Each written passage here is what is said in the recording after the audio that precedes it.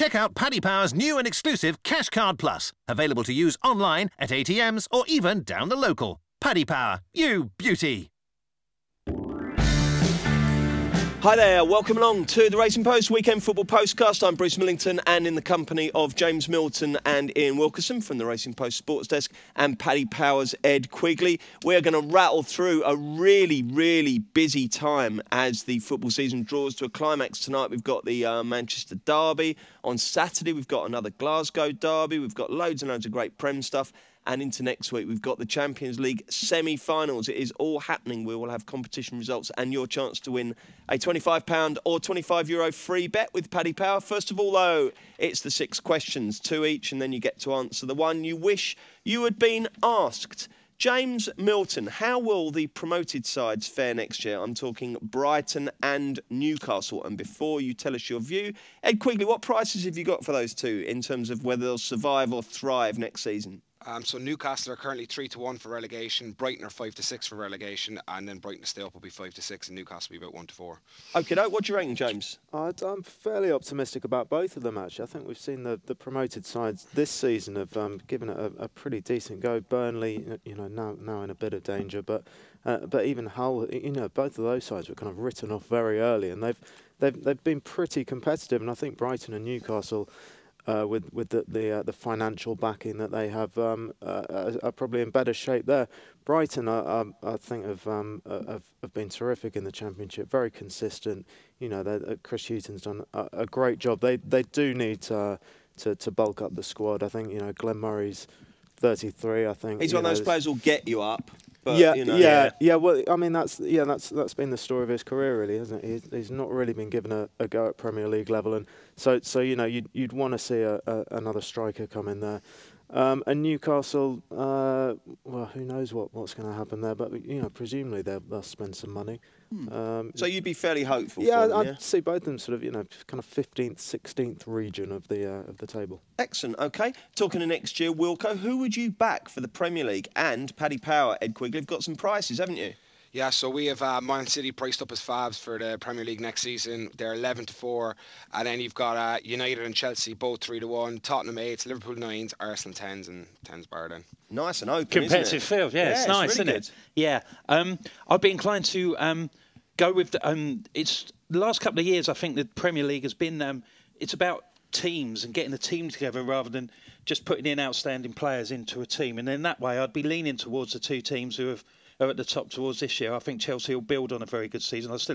They're going to win the league, I would have thought. So, and continued improvement at Tottenham. So Chelsea to win, perhaps Spurs. Even that sort of price, you can even a bit of each way. It's not a bad bet. What price would you be Tottenham if they were playing at White Hart Lane next year, Ed, do you think? Definitely shorter. I think that's the reason they are the price. Like, obviously, there's not, like most bookmakers aren't out with this. It's very much trader opinion. But, Spurs have shown to be poor in the Champions League and the Cup now as well last Saturday. Well, they were decent in fairness, but they didn't get the result. But, so I'd say they'd be closer to 5-1, 11-2, something like that. I think they'll improve the more they play at Wembley. I think it's a very easy thing to say. Oh well, they can't play at Wembley. People are going to raise their games. I think the more they play there, the more they'll improve. People talk about the big pitch is a misnomer. It's just it's a bigger stadium. It's a yard wider and I think 2 yards longer than the lane. If you've got a team who's going to cover more space on the pitch, why not be the fittest team in the Premier League? So you're 8-1, you say, Tottenham, Ed? Yeah, Tottenham. Yeah, 8-1. Yeah, that has to be the bet for me. It really just looks a big price. I know the Wembley factor is big, but that's decent. Right, Ed Quigley. The PFA Team of the Year this year, as voted for on Sunday, was De Gea, Walker, Cahill, Luiz, Rose, Hazard, Ali, Kante, Mane, Kane and Lukaku. Who's the worst selection in that team? Jesus, I don't know. I'd agree with most of it, definitely. I don't know. Has De Gea had that good a season? I suppose, yeah, there's been a fair few goalkeepers who've had decent seasons. I mean, Jordan Pickford was obviously nominated for Young Player of the Year, but I suppose you wouldn't have him in Player of the Year. Cahill? I think Cahill's been a bit of a leader at the back, though, to be fair, and he stepped up with some important goals as well. Who would you have in I'd have one of those Tottenham. I'd probably have Alderweireld. I think he's absolutely superb. So Okay, jolly good. It's a decent team, isn't it? I always think, by the way, that the PFA team should play the Spanish team and the Italian team in a triangular tournament. That would be brilliant, wouldn't it? Particularly in odd years when we've got no World Cup. It'd be fantastic, that. Really, really good. Okay, James Milton, who will win tonight's Manchester derby? I was going to say in a word, but in 2 words, Manchester City, I think. I just think the injuries are racking up for United. And I think City actually have been very good in big games. I mean, you know, they've obviously faded against Arsenal in the Cup semi-final, but you know, I just remember that draw with Tottenham when they absolutely battered Tottenham, which not many teams have done this season, and somehow gave away two late goals. But I think City can turn it on against a United side whose kind of fixture congestion and injuries has got to be catching up with them at some stage. Are you going to have a bet? Yeah, I might have a small bet on City. What price is City, Ed? City are currently trading at 17-20, draw 14-5, and United 16-5. Okie doke. Wilco, which Premier League manager would you get to cook your last meal? Oh. What would your last meal be, first of all? Well, I think I'd probably go for Pochettino because, like, Argentines, they love steak, don't they? Yeah. They're great for steak. A nice steak. You'd know how to cook it properly. You know, it would just be nice, just runny in the middle, bit crusty on the top. Right. Yeah, so... and with what sides? Thick cut chips? Well, I suppose, being this is my last meal, you know, I'll try to be good, you know, no maintain point. my snake-like figure, but in that case, I think... I'll have to, I'd go with the chips. And if you were being executed, which of the sort of conventional methods would you go for? Lethal injection, hanging, firing squad? Firing squad would probably be over quick, wouldn't it? Yeah, I don't know why firing squad... Lethal injection seems to take an awful long time, I don't fancy that at all. Yeah. I really don't. It's bad enough. I went for a blood test last week. That was bad enough. Flu jab, yeah. I know. I had one of those finger prick tests the other day, and that was bad enough. I was like welling up. It's terrible. So, yeah, I don't know why the firing squad's been phased out. OK, Ed, which anti-post outcome is the worst for Paddy Power between now and the end of the season? Which result would you really like not to happen? Tottenham winning the league would be by far our worst result. We've racked them up for huge liabilities. Obviously, they've got matched at big prices, and I suppose they still are. Like, you know, no one's backing Chelsea at like whatever. I think they're like 10s on now or shorter even. Chelsea, a good result for you? Chelsea are a good result. Yeah, Chelsea are a decent result because we would have laid United on the back of, you know, obviously their summer business last year, and Liverpool we lay every year as well. But yeah, just Tottenham throughout the season customers just kept on getting behind them, and I suppose, like, you know, with whatever a couple of weeks to go, they're still 13-2. Like, and if they did manage to turn around, yeah, it'd be a colossal loss. Okay, so you don't want Tottenham. Wilco, you're a Tottenham fan. You want Tottenham. Which question are you going to answer out the ones that you weren't asked? The promoted teams. I think it's interesting that the discrepancy between the prices between two teams who've gone head-to-head all season, and there's very little to choose between them. I think Brighton could... I definitely fancy Brighton to start. I'm a big fan of Chris Hughton. He shouldn't have left Newcastle in the first place. He's a really good, experienced, great, really good manager of that sort of like next band, you know, after the top 5 or 6. It'd certainly be somebody I'd be delighted to be running my football team. I think Brighton will... they'll have a go. They've spent so long without being in the thing. They've got the infrastructure down there so much different to it was 10 years ago, 20 years ago, and I think they'll also be able to attract good players because it's quite a nice. It's a nice part of the country that people, a nice place that people. Bohemian footballers would love it, wouldn't they? Yeah, but it's a sort of place that, you know, you can. It would probably be easier to attract a player to go down to play for Brighton than it would be to go and live in Newcastle. Yeah, I'd say it's probably right. Yeah.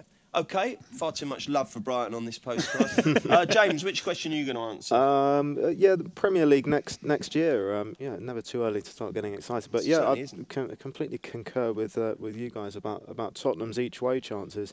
I know that, you know, that there is that factor of, you know, we don't quite know how it's going to be for them at Wembley, but I mean, you know, as an Arsenal fan, it's painful to say it, but I thought they were the best team in the league last season, and they somehow finished third. I think they've been outstanding this season, and you know, you just look at that group of players, you know, the kind of age and they're all kind of, to use that horrible phrase, buying into the Pochettino way. I just think they've got so much... aggressive, aren't they? Yeah, really so much scope for improvement, Yeah, no, I agree with that. And to be honest, Ed, when you said 5-11 to 2, if they were playing at the Lane, I think if they were still at the Lane, I'd have them virtually jollies. I really would. I think they're a really good side. But because they're called Tottenham and they're synonymous with just slightly coming up short, that's what happens. Okay, Ed, which one are you going to go for? Yeah, I'll take the relegation one as well. Like, yeah, I'd agree kind of with both of the lads as well. Like, I think Newcastle and Brighton actually have a decent chance of staying up next season. I mean, even this season we're seeing like established teams, like, you know, or well, historically established teams, like, you know, Sunderland are gone anyway. And then you've got like Swansea are like in deep trouble as well.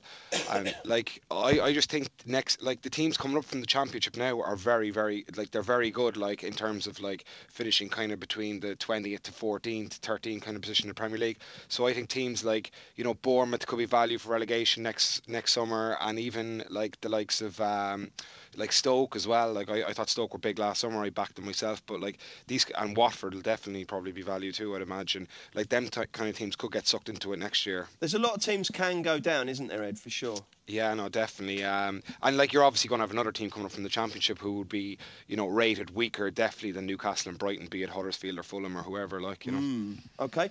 Very quickly, Wilco and Ed, just give me a score prediction for tonight. I don't want any reasoning, just the score. Man City will score how many goals, Ed? 2. And how many will Man United get? 0. 2-0 to Man City. Wilco? 2-2 draw. 2-2 draw. Okay, great. Competition time each week. Our sponsors, Paddy Power. Give listeners the chance to win a £25 or €25 free bet. There's a competition on the Racing Review show every Monday as well, and also every Thursday on this broadcast. And all you have to do is answer the question and tweet your answer with the hashtag Postcast. Last week's winner is Mark Healy from Edinburgh, who correctly answered that the Bayern Munich player sent off in their Champions League match against Real Madrid was Arturo Vidal. Well done, Mark. You get a free £25 bet with Paddy Power. I hope you back a winner. Today's question: who will join Brighton in the Premier League next season after winning promotion from the Championship on Monday? The winner will be announced in next Thursday's Football Postcast. All you have to do is tweet the name of that team, use the hashtag Postcast, and you could win. The winner will have your free bet credited to your Paddy Power account, so you can open one at paddypower.com. Let's have an advert. Here's Paddy Power's new and exclusive kicker feature. Simply place a bet, add a kicker, and if your team wins big, you'll win bigger. 18 plus, gambleaware.co.uk. T&Cs apply. On the running order, it says Saturday, 12 o'clock, Rangers v Celtic in brackets. So I'm not sure if we're meant to be talking about it, but we certainly will. Yet another one. They played each other last week. I guess this is a league game coming up, is it? Shows how much prep I've done. Rangers v Celtic, then, Ed Quigley. How are Paddy Power betting on this one? Yeah, so Rangers are 7-2, the draw is 11-4, and Celtic are 4-6. Righty-ho, Milts? Yeah, Celtic have shown themselves to be not literally in a different league, but in a different league to Rangers this season. And I think they're without the silky skills of Moussa Dembele, but they should have enough to win that. One guy I've been following in the first goal scorer markets for Celtic is Stuart Armstrong, who's had a terrific season, and he's often looks a bit of each way value. I'm not even sure if he's fit, actually, but hopefully he is, for his sake. Blimey, jolly good. Wilco, our former Scottish football expert, dust off your skills. What's going to happen here? I'd be leaning towards a first goal bet as well. I like Scott Sinclair. He scored 8 in his last 9. Scored a penalty on in the cup game, so that's never a bad thing for a big game like this. 9-2 he is for the first goal. Celtic are the only team to have won at Ibrox this season, but they are a country mile ahead of Rangers. So, yeah, Sinclair for me. Is that you, Ed, who's got that position on Dembele for the top scorer? Yeah, he's got and broken my heart since he injured his hamstring there during the game last weekend in the Scottish Cup game. He's out for the season now as well.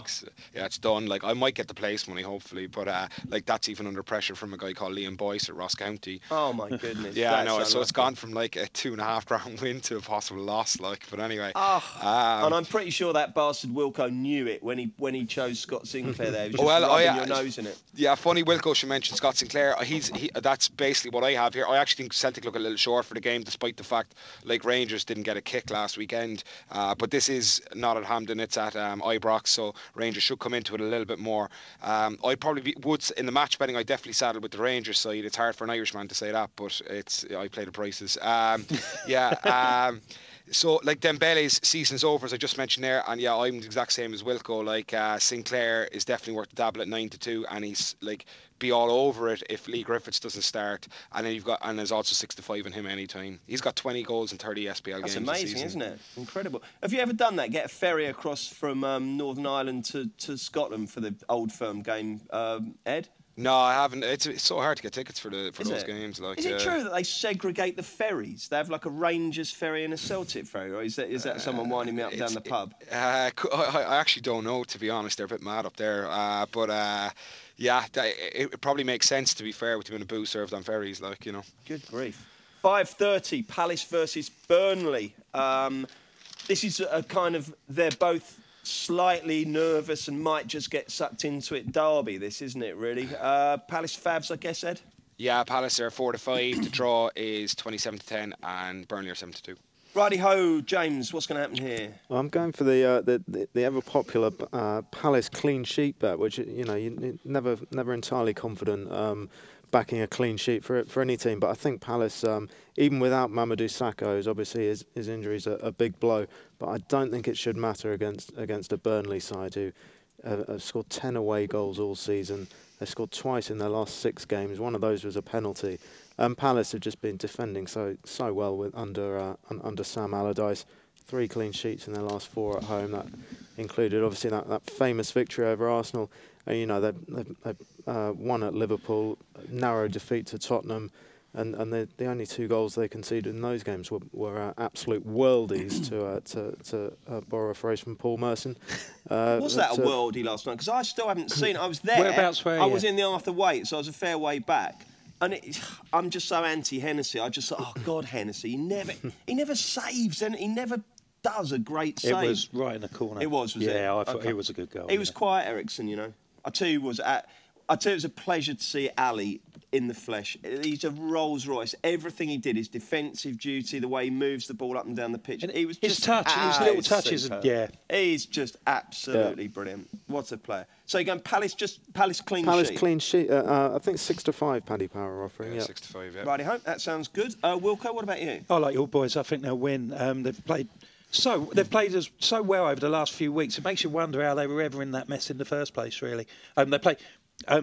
Obviously, they lost it on Wednesday against Spurs, but they did play well. They were very good. Played well in the first half. Good for an hour, weren't they? Yeah, I thought they should take a lot out of that. You know, without sounding too patronising, they should take so much out of these performances against these big teams. Burnley are in much bigger trouble. I don't share your pessimism about your boys. I think Burnley are in much bigger trouble. They've only won once since the end of January. And, I mean, Sakho's injury is going to be a big issue, isn't it? Yeah, well, we've a bit of a blow. Our first 3 choice centre-backs now, Dan, Tompkins and Sakho are all out. So it's Delaney and Kelly, but they're both doing all right. I'd still fancy them. I mean, Sunderland and Middlesbrough are the only teams that couldn't score against Burnley, you know.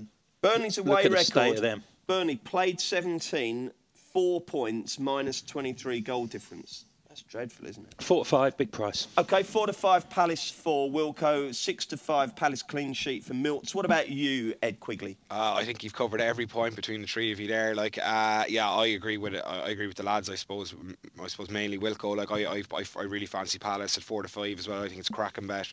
I just think Sam's having his effect on the Palace squad. Like, it took a few games for it to kick in. Like, I mean, they had pretty big home defeats to Swansea, Everton and Sunderland at the start, but like since then they've had before last night now they had 3 home wins and a draw against Leicester. Yeah, like I think like Burnley, as you mentioned there, Bruce, like shocking away record, no wins all season. Yeah, Palace for me all the way, 4-5. God bless you, lads. Let's get the Saturday naps.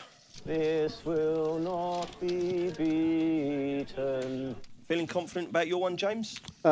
Quietly confident. Who is it? It is. Well, it's actually over 3.5 goals in Fulham Brentford in the Championship. Fulham. It's copped in 7 of Fulham's last 8. It's 5-6, which usually you'd think is a shortish price. But I think the way these 2 teams are playing, and obviously Fulham gunning for a playoff spot. Brentford have been scoring bundles of goals as well. Lassie Vibe and Jota or Jota possibly should be pronounced the Spanish forward.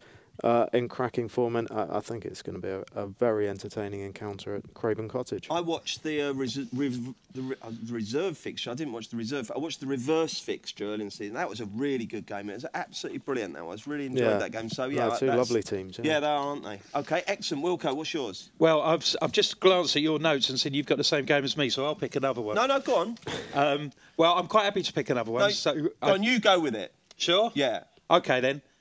Bournemouth 11-8 at Sunderland. Yeah. I mean, we have 2 votes for that. Sunderland won one since December the 17th. Their shortcomings are there for all to see. Manager's not interested. No fight in the team.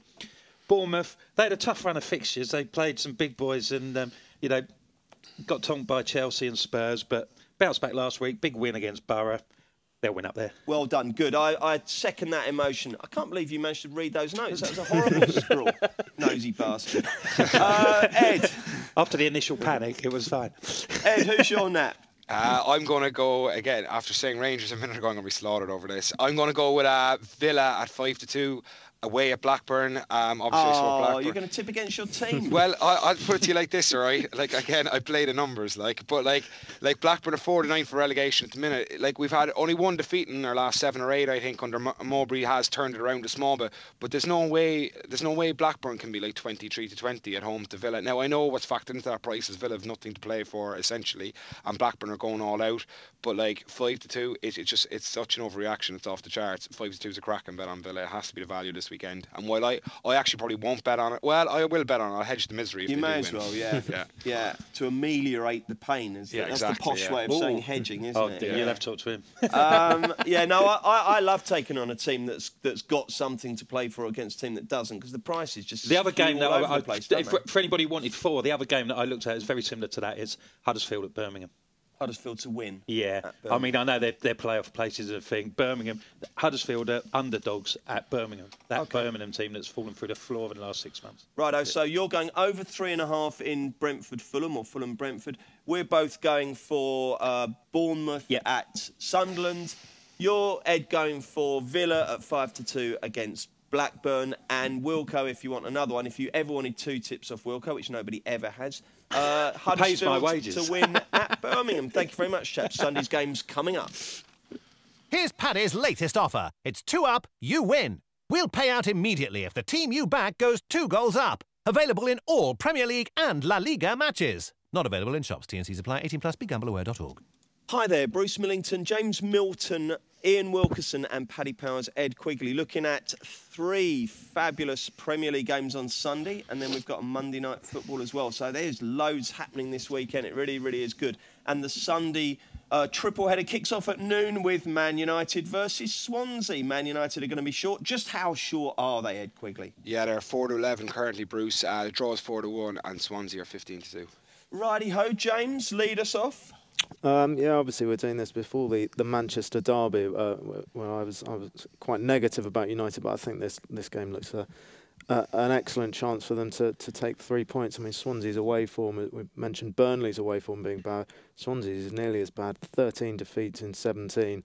I think the way to approach this, 4-11 United doesn't really float my boat, but maybe the United double result may not take them too long to break through against a dodgy Swansea defence, and Swansea have struggled against the stronger teams in the division. They've lost 9 of 11 against the top 6, I think this should be regulation for United. Okay, what price is the old United double result there, Ed? That's even money. Even money. That'll do you, will it, Milts? That will do, yeah. Okay, Wilco, what about you? Well, James has mentioned Swansea's bad away record. They did win at Anfield. So that result came out of the blue, but I can't really see that we're having another one here. They've got a couple of players who really need to be on it, Sigurdsson and Llorente, and I'm not sure whether they're going to get the space and be able to express themselves as much on there. And I don't know whether they'll go for it. It's a bit of a free hit for them, but I don't think they'll take go for it. They've got to.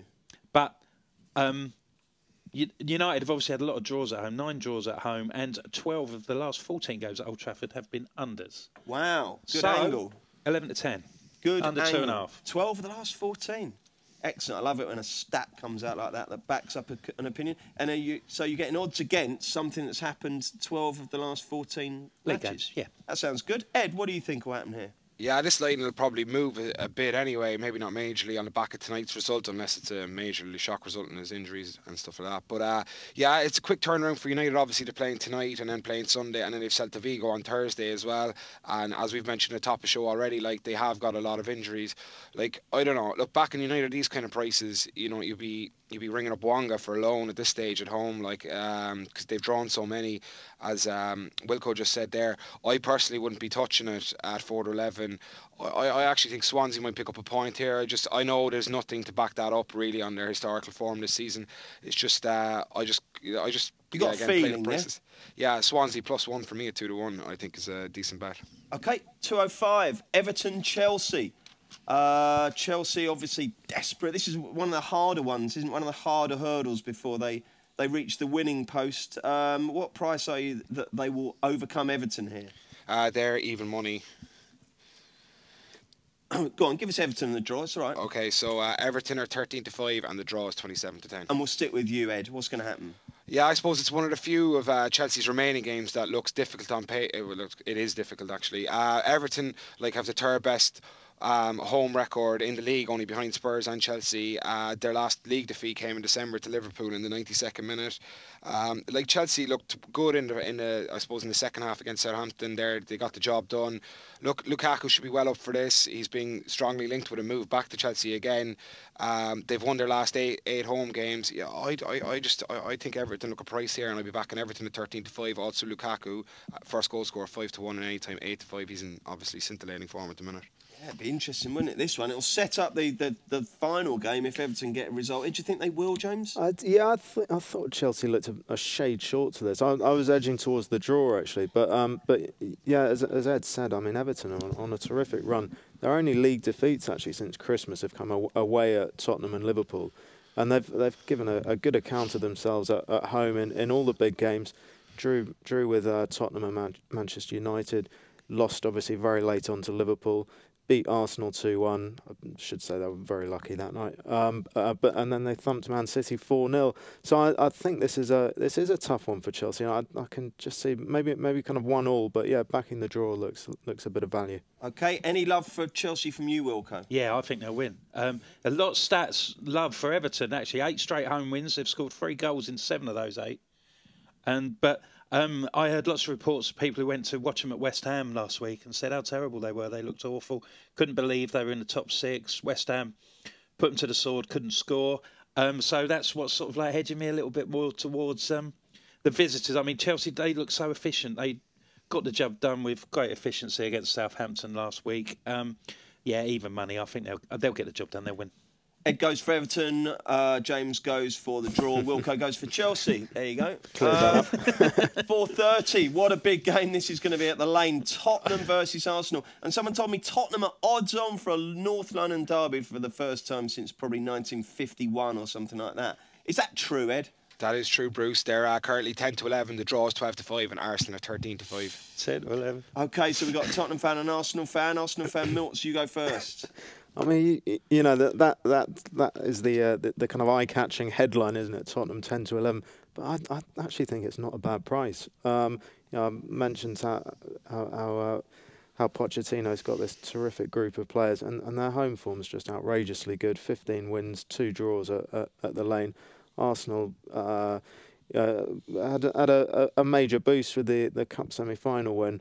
I mean, their last 2 league games, they've won them, but they've been turgid affairs at Middlesbrough and at Leicester last night. I was unfortunate enough to be at that game, and it was... Was it poor? It was rubbish. Was it? Yeah. How many were in the ground at the end? There weren't many there at the start. There weren't many there at the start. 60,048, isn't there? Yeah. No, there were a fair few empty seats, but... And yeah, I just think that, you know, the way Tottenham play with that energy, and particularly in midfield. I mean, you mentioned Dele Alli, and I think that's where Arsenal's weakness is. It's still not quite got the right balance, whether it's Xhaka and Ramsey or Xhaka and Coquelin or whoever. Xhaka's appalling, isn't he? He's absolutely. I've been kind of trying to give him the benefit of the doubt, but yeah, he's had a difficult season. Yeah, he shows flashes. You know, he hits these balls with the outside of his left foot, and you think, wow, that's good. But then he goes and does something stupid. Yeah, well, it'll be interesting to see how he does next season. Are you going to back Tottenham? You can't go that far. No, I couldn't do that. But yeah, no, I don't think you should be put off just by the fact that it is Tottenham and they should, they've never been odds on against Arsenal. Wilco, what are you going to do? Sounds like he wants the firing squad, doesn't it? Yeah, it does. James tailed off there, didn't he? His bottom lips are quivering towards the end there. You got through it, mate. It's Tottenham being odds on against Arsenal added to my hangover. It's not a good combination. Where were you last night? Or were you drinking at home to forget? He was at the game. No, because you were at the game. Yeah. How many pints do you normally have at the game then, James? Actually, myself and Henry Hardwick, another podcast contributor, were enjoying some hospitality at the game. Yeah. Oh, lovely. No, it was Henry behaved himself? Yeah, very much so. Yeah. They did drag us all out to Holloway Road for some post-match beverages. Oh, poor old you. Okay, Wilco, what's happening then? Tottenham or Arsenal? Leaning towards Spurs. That was a massive win at Palace, because after the cup game, it would be like, oh, here we go again. Spurs are going to fade and all that. That's just erased all that sort of thing. If you can read too much into one game, but that has done that's a massive boost for them, for their morale. It's never a usual game, Spurs Arsenal matches, but James has highlighted that Arsenal have done little on the road, although 11 of their last 12 away matches have been overs. So I probably want a little bit more than 6-4, that there's over 3.5 goals, but I can't bring myself to back Spurs at odds on at home to Arsenal. Okay. But 6-1, Dele Alli, first goal, big game for a big player. Okay, righty-ho. Ed, what do you think? First of all, before you give us your match verdict, what do you think the potential market implications could be if, say, Everton snatch a last-minute winner or Chelsea grind out a 2-0 win? Will that influence the market on the 4:30 kickoff? Like Tottenham might shorten a small bit on the back of that, all right, but it'd be marginal enough, I'd say. Okay. It wouldn't be huge, like, because like Tottenham have to go for it no matter. Well, I suppose Arsenal have to go for it too in a way for top 4, like, so I don't know, there's a lot to play for both clubs. But I suppose despite their opposite fates in the Cup last weekend, I probably agree with I suppose the lads kind of were tentatively saying it, but I think 10-11 on Spurs looks fair, like more than fair actually. I think they've just they're learning. I suppose it's a young squad in fairness, Spurs, and I think they learned a lot from last season. I think last night's game against Palace was a game they would have drawn/lost last season, but they ground out the result last night, albeit from a worldie from Eriksen. Arsenal were, I thought, very lucky as well against City last weekend, and conversely, Tottenham were very unlucky against Chelsea. Spurs at 10-11 for me, definitely. Like Koscielny's a doubt now as well, and he would be a blow too. So yeah, definitely all over Spurs. All over Spurs. Right, Monday, Watford versus Liverpool. One of those games that you could never go into with complete confidence about Liverpool. I'm very interested to hear what price they are, Ed.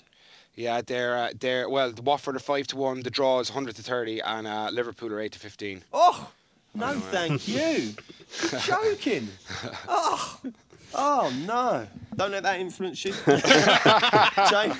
James, away you go.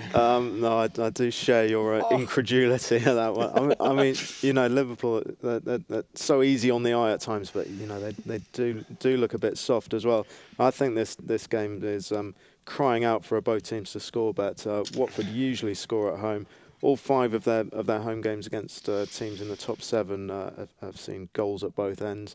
They had a 4-3 defeat to Southampton as well, and both teams have scored in 8 of Liverpool's last 9, which kind of underlines the style of play and also suggests that they're still not certainties to finish in the top 4, because they are able to. By no means certainties. Yeah, absolutely, by no means certainties. Do you think it'll help that they're playing last out of all these teams that are chasing the back? Would you rather do you think you'd rather your team would get the points in early, sort of like Saturday lunchtime, rather than Monday, Stuart, and stuff? I don't think it matters, does it? I mean, it's a game of football, isn't it, ultimately? No. I think if the results go against them, it could pressure them as well. Have they got any of these guys back? Is Lallana back? I don't think he is. No, I'm not sure. Oh, yeah, right. Okay, what price is BTTS? Yes. It's 4-6. 4-6, okay. Ed, what's your view on this one? Yeah, I'd agree entirely with James. That's exactly what I have here. Like, there is a few rumours that Sturridge is back in training, but sure, he'll probably be injured again by the time kickoff happens. Like, Liverpool look too short to me, definitely. Like, they are playing a team, though, that couldn't even beat a 10-man Hull. Like, they lost 2-0 to them, obviously. Yeah, like as James just said, like Watford have scored in all but 2 of their home fixtures and have only kept 4 clean sheets at home there this all season. So yeah, for me, both teams to score 4 to 6, it looks like a penalty kick. Okay, Wilco, what do you think? 8 to 15 is a ridiculous price. I can't be doing that. I think I'll be laying Liverpool. Watford's last couple of away games were poor. I mean, they didn't turn up at Spurs, and like Ed says, they couldn't beat 10-man Hull. But 3 straight wins at home. I know they've only beaten Sunderland, West Brom, and Swansea, but you know that's got a little bit, giving them a little bit of a push. And Liverpool, they don't seem to know where they're going at the minute. They're just stuttering. Okay, so what's the bet? So, yeah, I'd lay Liverpool. Lay Liverpool, OK. So that will be Watford draw, double chance. Very quickly, before we go, chaps, on Tuesday and Wednesday, we've got Real Madrid versus Atletico and Monaco v Juve in the first legs of the Champions League semi-finals. Very much looking forward to that. A quick bet, one bet from either of those 2 games. James Milton. I'm not sure of the prices, but I think Real Madrid will win that first leg. OK, Wilco? Juventus to win in Monaco. OK, and Ed?